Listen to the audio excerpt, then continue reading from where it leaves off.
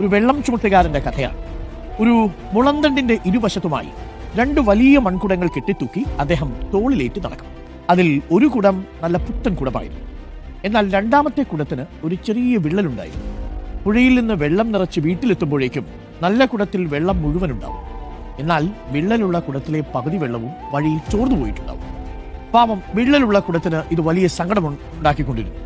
ഒരു ദിവസം സഹികെട്ട് ഈ വിള്ളലുള്ള കുടം നമ്മുടെ യജമാനോട് പറഞ്ഞു, എന്നെ മാറ്റി പുതിയതൊന്ന് വാങ്ങിക്കൂ. എന്റെ വിള്ളൽ കാരണം നിങ്ങൾക്ക് പകുതി വെള്ളമേ വീട്ടിലെത്തിക്കാൻ കഴിയുന്നു. ഞാനൊരു പരാജയമല്ലേ? യജമാനൻ ചിരിച്ചുകൊണ്ട് പറഞ്ഞു, നീ നമ്മൾ നടന്നു പോകുന്ന വഴിയിലൊക്കെ ഒന്ന് ശ്രദ്ധിക്കണം. അടുത്ത ദിവസം ആ വിള്ളൽ വീണ കുടം അവർ കടന്നു പോകുന്ന വഴിയുടെ ഇരുവശങ്ങളും ശ്രദ്ധിച്ചു. വഴിയുടെ ഒരു വശത്ത് മനോഹരമായ പൂച്ചെടികൾ വളർന്നു നിൽക്കുന്നു.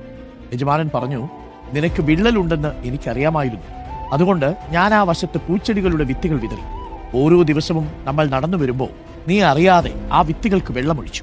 ഇന്ന് ഈ വഴി ഇത്ര മനോഹരമാകാൻ കാരണം നിന്റെ ആ വിള്ളലാണ്. മറുഭാഗത്ത് നോക്കൂ, എപ്പോഴും മരുഭൂമിയാണ് കേട്ടോ.